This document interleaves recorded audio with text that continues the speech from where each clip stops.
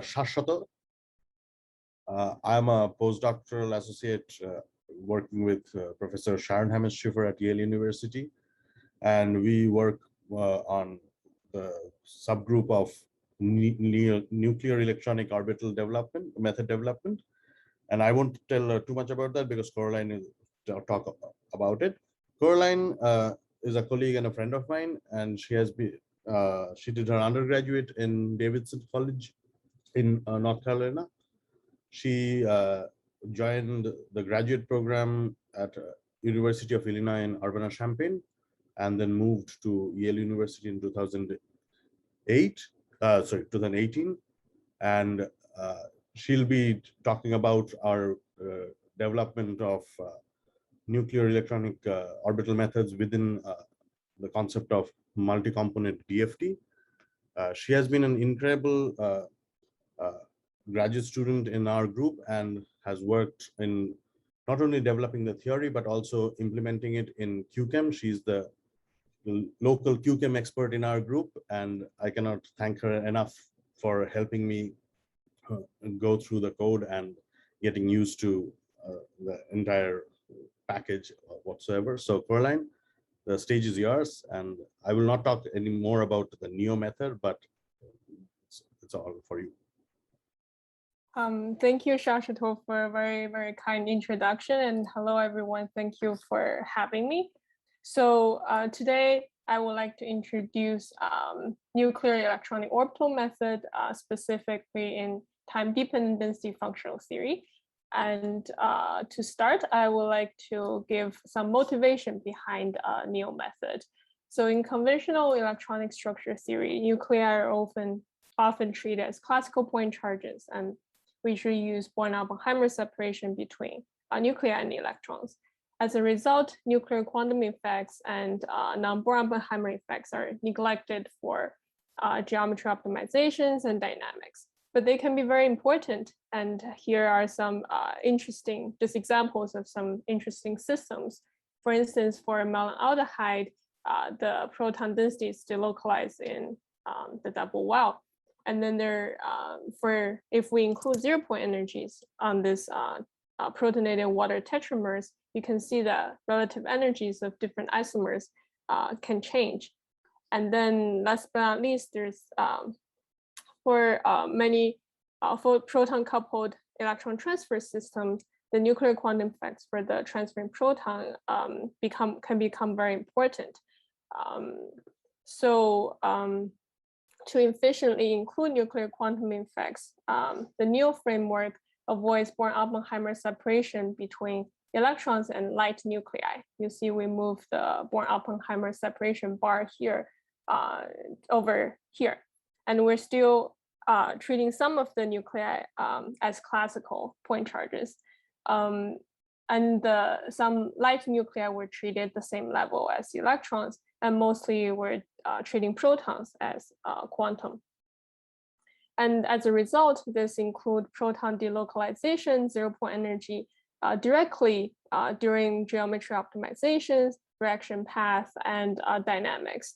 And for example, for again this malonaldehyde molecule, we can treat this proton as quantum, and then also all electrons quantum, and then for the rest of nuclei we can treat as classical. So if we want to approach this problem with density functional theory, there has been theoretical foundations laid for multi-component systems. By multiple component, I just mean we're treating more than one type of particles quantum mechanically.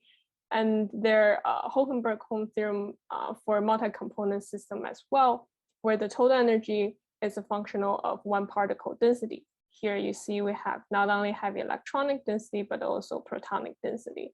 If we further use Kohn-Sham formalism, we can separate or divide the total energy into different components. So here we have the external potential energy for electron and proton, the non-interacting kinetic energy for electron proton, mean field Coulomb energy for electron proton, and 3 other terms that include the many body effects. the first one, electron exchange correlation energy. And for this one, we found we can just use we can take advantage of the many different functional developments in electron exchange correlation and functionals. And for proton exchange correlation energy, we found for molecular systems, the proton orbitals are in general very localized, and the proton exchange correlation energy is actually very, very small. So we just use exact exchange to cancel self-interaction. And then last but not least, we have this electron-proton correlation energy. It also needs to be approximated. And in the field, there are not that many choices. And in our group, we have developed a series of electron-proton correlation functionals based on Saswata formalism, which is also the foundation for LYP electronic correlation functionals. And later I'll talk maybe a little more about what it looks like and what we can get from ground state NeoDFT. And just to go into a little more details to show some equations and also the notation I'm using for this presentation. So under Kohn-Sham formalism, NeoDFT uses a fictitious non-interacting system, and we have a product of electronic and protonic determinants composed of orthonormal orbitals shown here, and we assume real orbital just for simplicity. And we can expand them into in Gaussian basis functions, and we have basis functions and orbital coefficients. From this, we can define our density matrix. You see we have electronic density matrix defined in terms of orbital coefficients and protonic density matrix. Then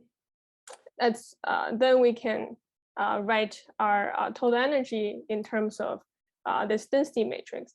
Here we have the core Hamiltonian for electron proton, which includes the kinetic energy and the non-interacting kinetic energy and the interaction with classical nuclei in the system.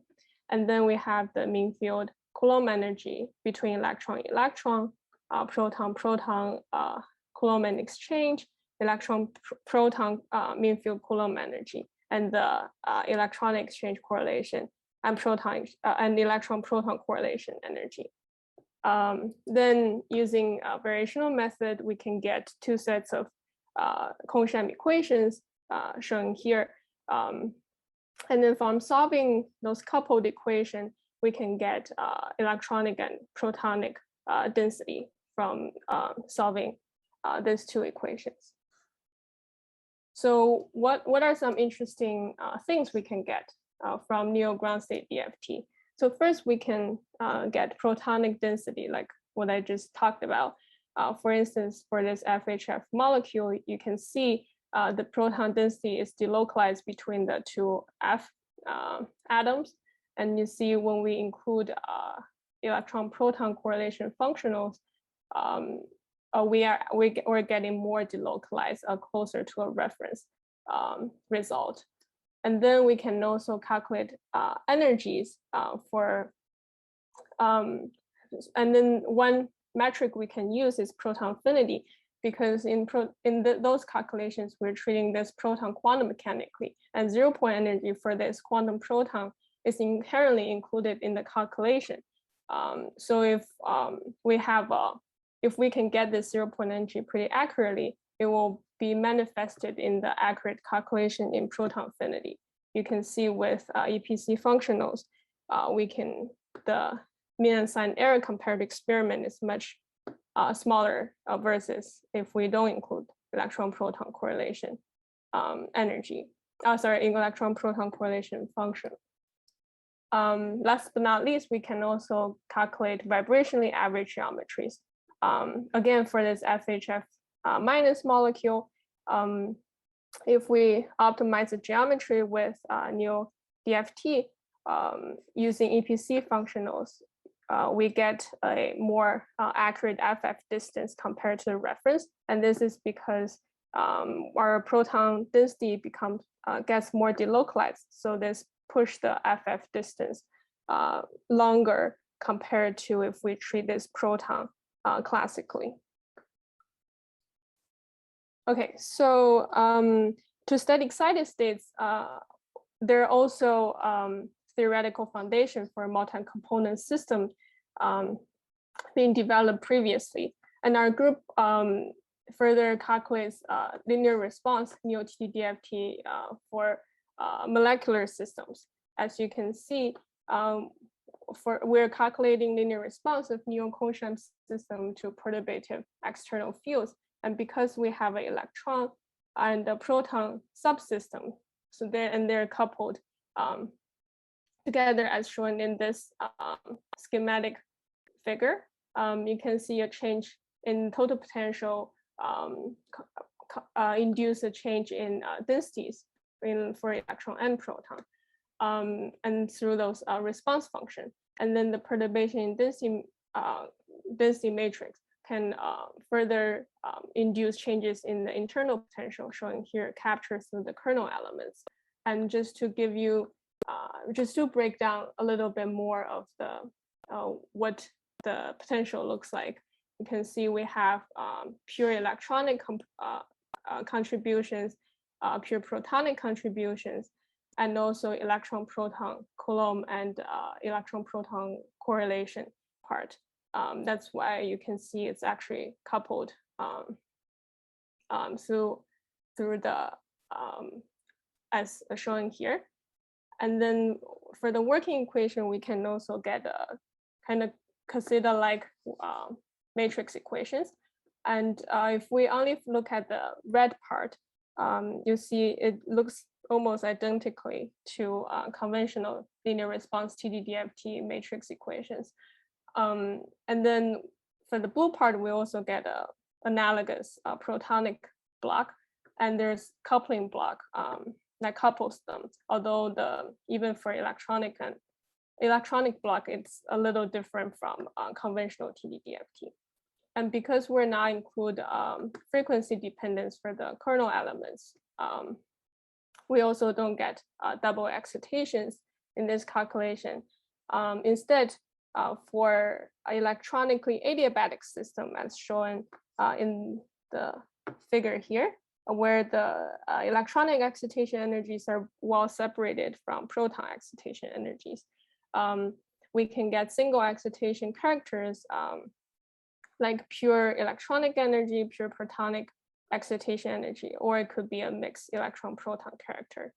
And then let me show this briefly summary of the results we have found. So when we study electronic adiabatic system, calculate solving NeoTDDFT, we can get electronic excitation energy very similar to conventional TDDFT energies. Although we indeed see some vibronic mixing for higher electronic states. So the electronic excitation energy shifts due to mixing with the protonic blocks. And then for protonic vibrational excitations, we have found we actually get very accurate proton fundamental vibrational excitation compared to grid-based method. And arrow is mostly around 30 wave number. And here I show you the transition density and dipole moments plots. And from this, we can characterize the the characters of those proton vibrational excitation excited state. For instance, for this one, you see the dipole moment is along the along the CN stretching axis. So this corresponds to a CH stretch for the vibrational excited state. So now, if we want to do geometry optimization or dynamics on the NeoTDDFT excited state surface, we will need gradient. So next, I will talk about derivation for NeoTDDFT gradient. So like I showed in the matrix equation previously, we can actually rearrange the terms and then to be in a form that resembles closely to TDDFT matrix equation, although just each subblock has more components in it. And as a result, we can use already established technique in this paper, where we can formulate a Lagrangian for NeoTDDFT, and then we can get gradient using that method.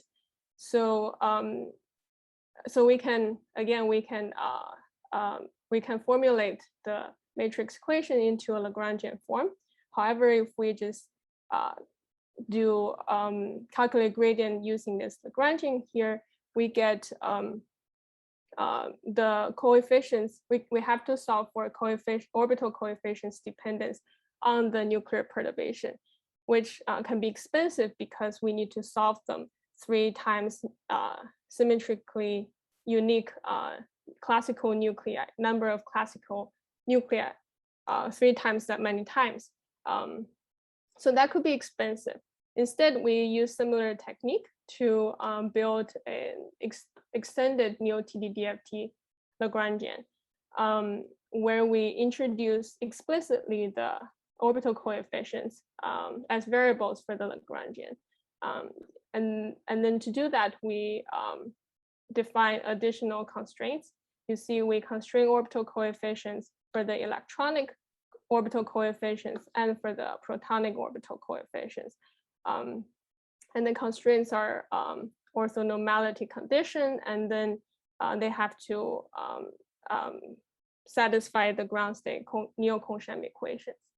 And as a result, because the coefficients now, orbital coefficients now are actually variables of the Lagrangian, when we take derivative with respect to nuclear perturbation, we get rid of the previously orbital dependence on the nuclear perturbation. But on the other hand, now we have to solve for Z and W, which are the Lagrange multipliers we introduced for the extended Lagrangian. And to do that, so first for those variables we can already get from NeoDFT and NeoTDDFT equations. And for the Z and W, we get those from solving the Lagrangian dependence on the orbital coefficients. And then through those equations, we can get relationship between Z and W. And then specifically Z can be solved from Z vector equations. It looks similar to the conventional, the Z vector equation for conventional TDDFT, but now we have also protonic contributions and coupling to the protonic degree of freedom. Okay, and so now once we have all the variables solved, we can then plug those in for the gradient expression, and then we will get the NeoTDDFT excitation energy gradient shown here.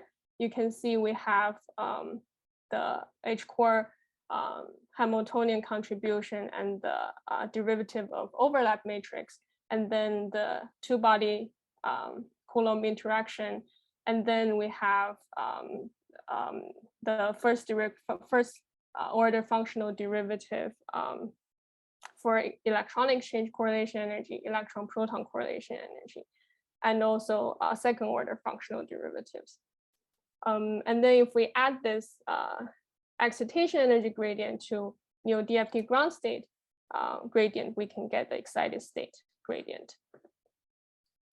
And similarly, we can use we also explore the Tamm-Denkoff approximation, where we neglect the de-excitation density response. And then you can see the matrix equation just simplified to be this.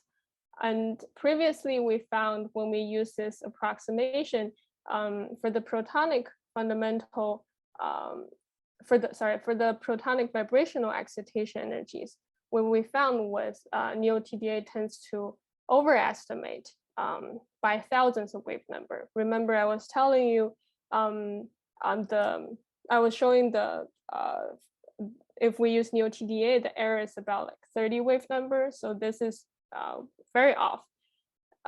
For electronic excitation energy, however, it gets similar to TDDFT. And then similarly, we can get the gradient for NeoTDA. And then it looks very similar, but now we don't have the excitation contributions. So with the gradients, one interesting quantity we looked at was 00 adiabatic excitation energy. 00, and it's defined first to be if it has, so we first need to get the optimized geometry on the excited state and ground state. And this energy difference gives us the adiabatic energy. And the 00 adiabatic energy further includes 0-point energy difference between the excited state and ground state optimized geometries. And this quantity is very interesting because it can be compared directly to experiments. And in conventional, if we use conventional TDDFT to calculate this quantity, the 0-point energy correction can be calculated by harmonic analysis on the ground state and excited state surface. And for NeoTDDFT, interestingly, because we're treating protons quantum mechanically, so the energy already include protonic and harmonic ZP in it. And then since we're still treating some nuclei classically, we can get the ZP contribution from those classical nuclei by solving NeoTDDFT Hessian and NeoDFT Hessian on the ground and on the excited state and ground state surface. So if we do that, and our test case involve 8 closed shell system and 1 open shell system, and all the protons you see in those molecules are treated quantum mechanically. And then the result we get compared to experiment are shown here. What we saw was actually the error obtained with NeoTDDFT are very similar to conventional methods. And you can see it's slightly better, but not by a lot. This makes sense because it also has been shown previously that for this 00 adiabatic excitation energy calculations, the main source of error is not really in the ZP corrections, but in the adiabatic excitation energies. So it's inherently is more related to errors inherently in the functionals and TDDFT, not the 0-point energy corrections. So we include anharmonicity for the protons doesn't change the result by much. Another interesting thing we can do is we can do excited state geometry optimization on bigger system. And these systems, 2 examples I shown here belong to excited state intermolecular proton transfer system. So when we photoexcite these molecules, we see the proton transfer from the eno form to a keto form. So if we do excited state geometry optimization for these systems, and then treat the transferring proton quantum mechanically, what we found was for the geometries, we found a strengthening of intramolecular hydrogen bonding when we treat the proton quantum mechanically. And we think this is related to the fact that now our proton density is delocalized. And then also anharmonicity is accounted in these calculations. In addition, we can also do adiabatic molecular dynamics on a single NeoTDDFT potential energy surface. So our classical nuclei just moves according to Newton's equation of motion. And I showed you the NeoTDDFT gradient previously. So one example we look at is this OHBA molecule. And also in the first electronic excited state, the proton, we will see an excited state proton transfer from the donor side to the acceptor side. And then during this calculation, the proton basis function, during this calculation, the transferring proton is treated quantum mechanically, and its proton basis function center, we determine that by variationally optimization, variationally optimized according to the NeoTDDFT energies. And what we found was actually the proton transfer very quickly at 2.2 femtoseconds. And so what happened was actually in the excited state, when just right after the photo excitation, there are actually two solutions, one close to the acceptor side and one close to donor side and the other one close to the acceptor side.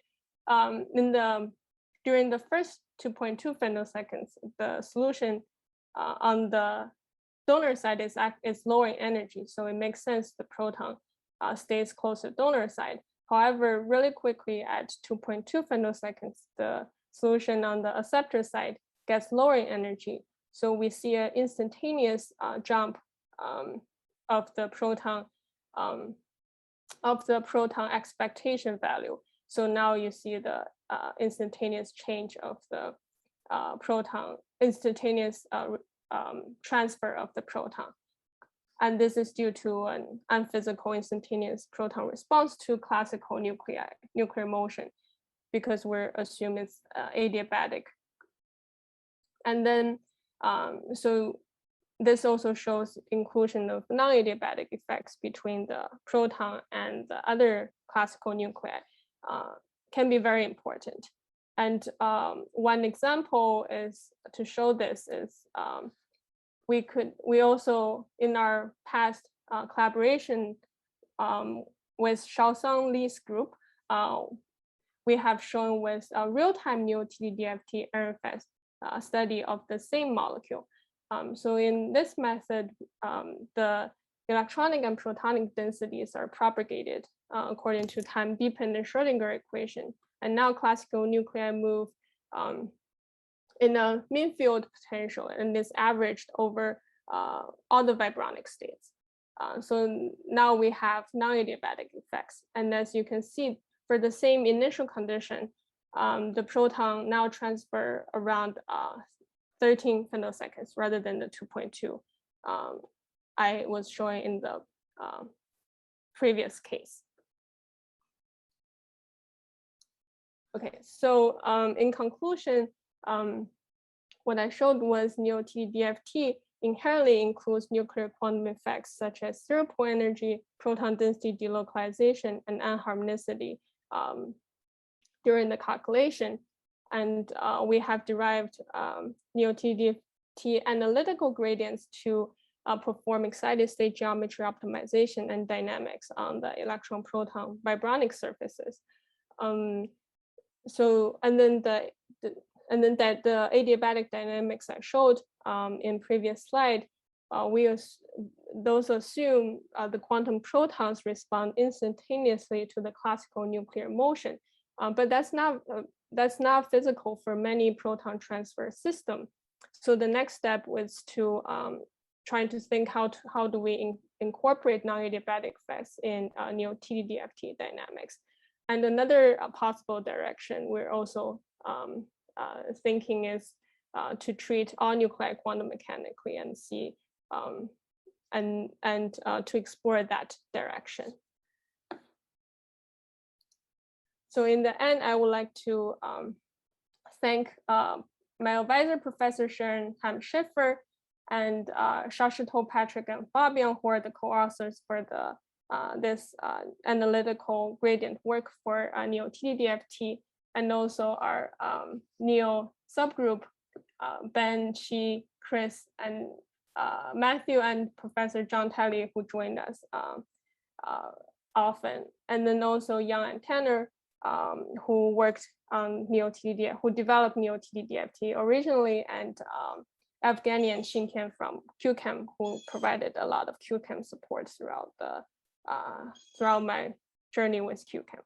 And thank you very much for your attention.